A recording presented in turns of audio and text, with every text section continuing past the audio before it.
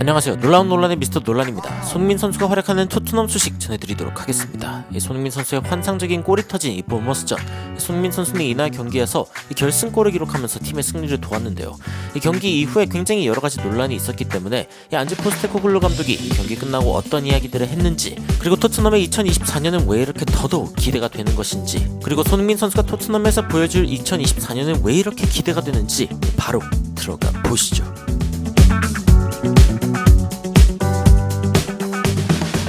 2023년의 마지막 날이었죠. 이 토트넘과 본머스의 경기. 이날에 펼쳐진 여러가지 상황들을 좀 정리해보자면은 이 하나의 짤로 요약할 수 있을 것 같습니다.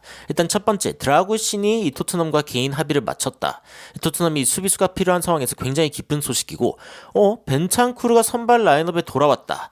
이때부터 이제 팬들의 감정이 막 고조되기 시작하죠. 벤찬쿠르가 돌아왔어? 그 다음에 이제 7경기 연속 이제 무패 행진에 달리고 있던 이 본머스를 상대로 이기면서 센터백도 없이, 그리고 막 부상 상황이 일어나는데도 불구하고 3대1로 이겼다. 야, 이것도 엄청난 일인데 마지막 아스날이 졌습니다. 야, 진짜 풀럼을 상대로 아스날이 2대1 패배를 당하면서 이 토트넘과의 순위 역전을 지금 바라보고 있는 상황입니다. 이 상황에 대해서는 조금 이따 알려드리겠지만, 여하튼 토트넘 팬들은 기분 최고조의 2023년을 보냈다. 이 마지막 23년의 마무리는 완벽했다라고 이야기할 수 있는 대목이죠. 자, 안제 포스테코글루 감독이 사르, 벨리지, 벤찬쿠르 이 선수들에 대해서 어떤 이야기들을 했는지, 그리고 손흥민 선수가 언제 떠난지에 대한 이야기도 또 화제가 됐는데 한번 살펴보도록 하겠습니다. 자, 일단은 올해 굉장히 좋은 마무리 아니었냐라고 이제 물어봤는데, 좋다라고 이야기를 했고, 우리가 필요했던 것을 조금씩 다 볼 수 있었던 그런 경기였다라고 평가를 했습니다. 그래서 우리 축구가 어떤 면에서는 또 나쁘지 않았고, 그리고 힘든 상황에서 다시 좀 견디면서 일어나는 그런 회복 탄력성을 보여주기도 했고, 굉장히 체력적으로도 힘들었을 텐데 열심히 뛰어줬다라고 이야기를 했습니다. 그리고 토트넘은 이번에 가장 이 프리미어리그에서 폼이 좋은 팀을 상대를 했습니다. 그런 부분에서 봤을 때 토트넘의 이 선수들 굉장히 좋은 노력을 하기도 했고, 좀 칭찬을 받아 마땅하다라고 이제 포스테코글루 감독이 이야기를 했는데, 이런 이야기를 한 이유 중에 하나는 어쨌건 본머스는 토트넘 경기 이전에 연승을 기록하고 7경기 연속 무패 행진을 하고 있던 본머스거든요. 그런데 이제 토트넘이랑 맞붙게 되었고, 토트넘이 이런 팀을 꺾었기 때문에 훨씬 더 의미가 있었다라고 이야기를 했습니다. 실제로 최근 5경기 폼 테이블을 보면요, 본머스는 7위에 올라있을 정도로 굉장히 좋은 모습을 보여주고 있습니다. 그런데 이제 토트넘이 이 폼 테이블, 최근 5경기 폼 테이블에서는 1위를 기록하고 있습니다. 그만큼 토트넘이 좋은 모습 보여주고 있다라는 뜻이고, 그리고 울버햄튼도 이제 황희찬 선수가 속해 있는데 4위에 있습니다. 최근에 상승세를 보여주고 있다라는 것을 알 수 있는 대목 중 하나입니다. 자, 그리고 이제 파페마타 사르에 대한 이야기가 나왔는데, 사르 같은 경우에는 지금 새로운 계약이 이제 마무리가 되었다고 합니다. 확실하게 이제 2030년 6월까지 이제 뛰게 될 것이다. 6년 반짜리 계약을 이제 맺은 거죠. 그래서 사르 같은 경우도 재계약이 임박했다라고 이야기를 할 수 있고, 사르랑 벨리즈가 이번에 이제 부상을 당하면서 경기장에서 내려왔죠. 심각한 부상이냐라고 물어봤는데, 일단은 이 파페마타 사르 같은 경우에는 햄스트링에 뭔가 살짝 느껴졌는데, 다행히 고통 때문이 아니라 감정적으로 속상해가지고 울었다고 합니다. 왜냐면 이제 국가대표팀에 합류를 하고 싶었는데, 이제 뭔가 이 햄스트링이 좀 땡기니까 나 이제 못 뛰게 되나? 라는 어떤 실망감 때문에, 이 국가에 뭔가 헌신하고 싶은 그런 마음 때문에 울었다라고 이야기를 해요. 참 파페마타 사르 알면 알수록 참 순수한 친구입니다. 근데 알레오, 이 벨리즈 같은 선수는 이제 너무 아파서 울었다고 합니다. 자, 그래가지고 이 두 선수의 부상 정도가 좀 차이가 있을 수 있다. 그리고 얼마나 크게 문제가 된 건지는 좀 찾아봐야 될 것 같다. 이 벨리즈는 어쨌건 본인이 부상 상황이라는 걸 알고 있는 상황에서도 팀이 교체가 불가능한 걸 아니까 끝까지 뛰려고 했는데, 그게 어떻게 보면은 shows the character. 그러니까 약간 그 성격을 보여준다. 얼마나 이 팀에 헌신하고 싶어 하는지에 대한 어떤 그런 캐릭터를 보여주는데, 그런데 어쨌건 얼마나 아픈지 이 부분은 좀 알아봐야 될 것 같다라고 이야기를 했습니다.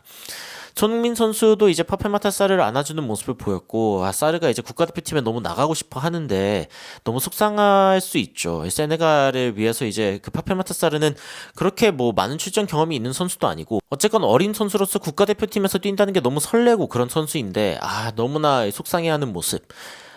하지만 손흥민 선수가 또 안아주기도 했고, 그리고 이제 사르 같은 경우에는 32분 동안 뛰었는데 100% 드리블 성공. 그리고 패스 성공률도 93%. 두 개의 롱볼을 모두 성공시켰고 땅볼 경합 3개 중에 2개를 이기는 등 키패스 하나와 골을 기록하면서 이 토트넘의 굉장히 중요한 자원이라는 걸 증명한 그런 경기였거든요. 확실히 이제 경기를 보신 분들은 알겠지만 사르가 있을 때와 없을 때 토트넘의 경기력이 확실히 좀 차이가 났었죠. 그런데 이제 긍정적인 점 중에 하나는 사르가 일단 세네갈 대표팀에 합류를 하는 것 같습니다. 컵 오브 네이션스에 이제 본인이 갈 거다라고 이야기가 나왔기 때문에 아주 심각한 부상은 아닌 것 같다라고 생각이 듭니다. 그리고 혹시 이제 골 셀러브레이션 하다가 다쳤냐, 무릎 슬라이딩을 하다가 약간 비틀거리는 그 갓 태어난 노루처럼 막 비틀거렸는데 여하튼 햄스트링은 좀 빨리 뛰다가 혹은 이제 갑작스러운 방향 전환 뭐 이런 걸 할 때 일어나기 때문에 그런 부분은 아니었다라고 이제 이야기를 하고 있습니다.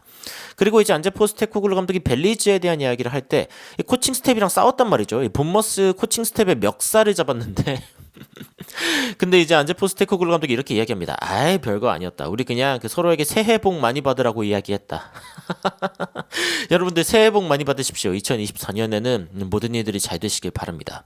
본머스 스태프들은 어쨌건 교체를 또 하려고 뭔가 꼼수 부리나 이런 식으로 생각을 했다고 해요. 그런데 아니 토트넘은 뭐 교체 다 썼는데 그게 무슨 소리입니까?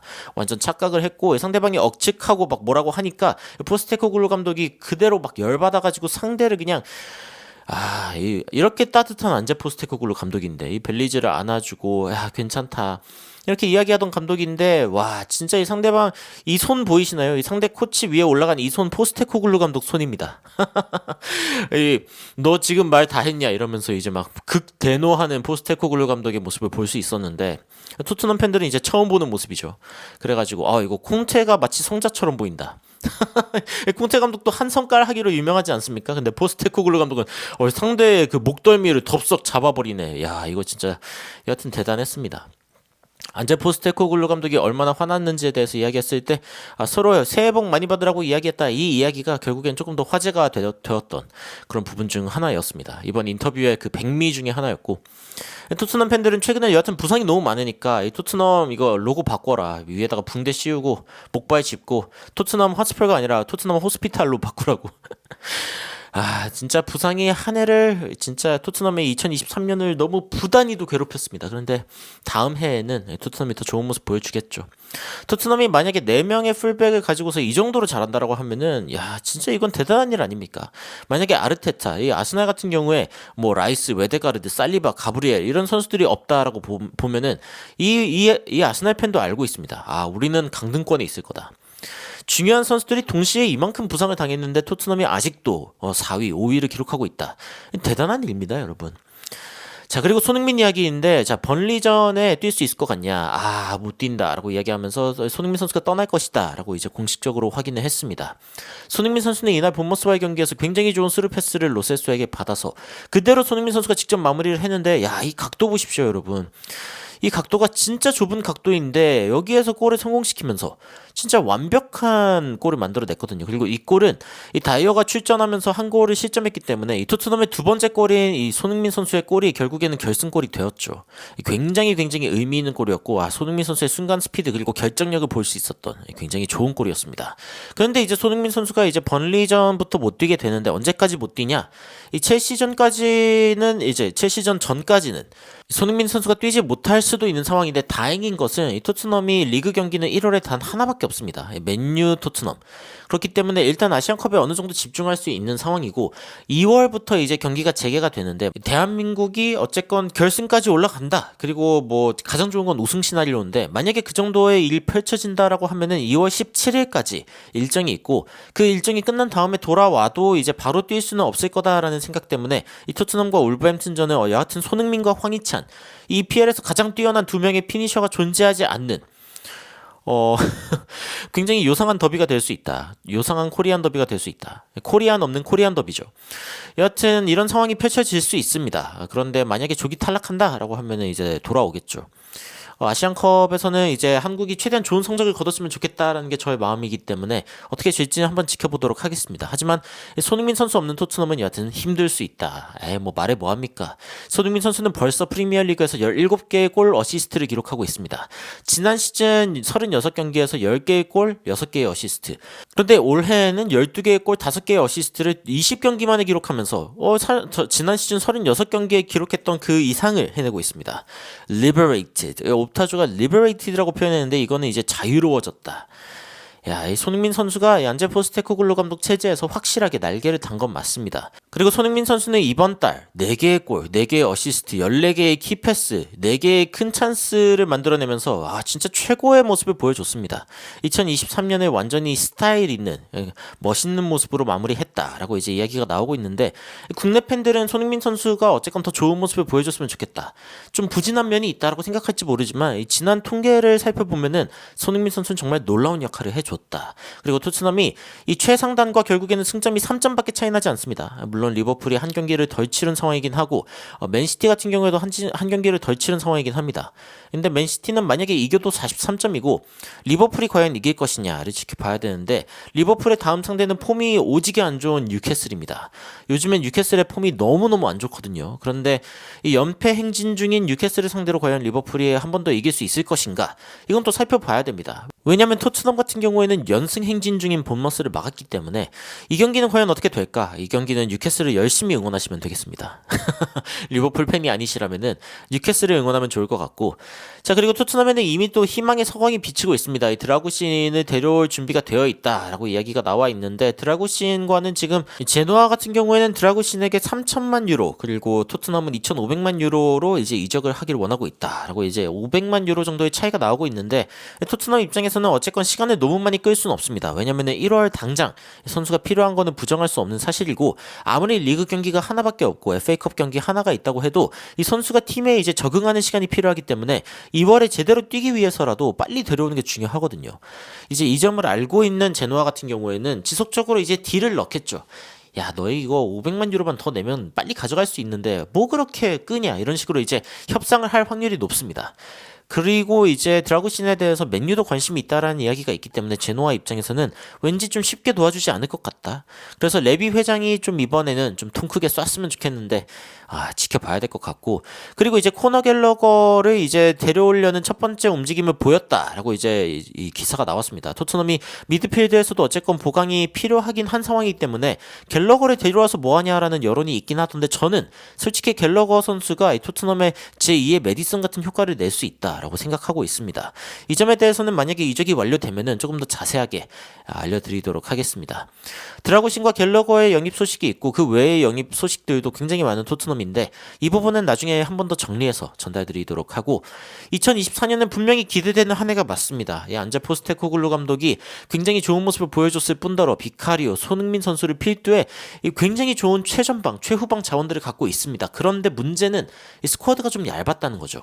2024년에 만약에 이 얇았던 스쿼드를 조금만 보강할 수 있다라고 하면은 손흥민 선수의 활약이 즉각적으로 더 좋아질 수밖에 없다라는 것이 저의 생각입니다. 오늘 경기에 이 호드리고 벤창쿠르만 돌아와도 손흥민 선수가 날아다녔거든요. 로셀소만 조금 더 잘해줘도 토트넘에서 손흥민 선수는 바로 골을 넣었습니다. 그게 무슨 뜻이냐? 결국에는 후방 자원들이 받쳐줘야 이 최전방에 있는 자원들이 빛날 수가 있는데 손흥민 선수가 다시 한번 좀 원탑으로 뛸 수 있는 그런 상황들이 나왔으면 좋겠습니다. 토트넘이 선수들이 가장 좋았을 때 손흥민 선수가 원탑으로 뛰었었죠. 그러면서 하반기에는 손흥민 선수가 더 많은 골을 기록했으면 좋겠습니다. 여러분들 모두 2024년에는 계획하신 일들 잘 풀리기를 바라면서 영상 마치도록 하겠습니다. 여러분들 구독과 좋아요는 저에게 굉장히 큰 힘이 됩니다. 아직 안 누르셨다면 눌러주시길 바라면서 이상 놀라운 논란 미스터 논란이었습니다. 시청해주셔서 감사합니다. 새해 복 많이 받으세요. A point off the top four, only 3 points off the top of the table. Ending the year in the title race is a good way to see out 2023? Yeah, we're going all right. Better than all right. You're in the title race, aren't you? Well, not according to everybody, but we are only 3 points off the top, so we're going okay. You are my sunshine, my only sunshine. You make me happy, home and away. And when it's pouring, you keep on scoring. So please don't take my Sony away.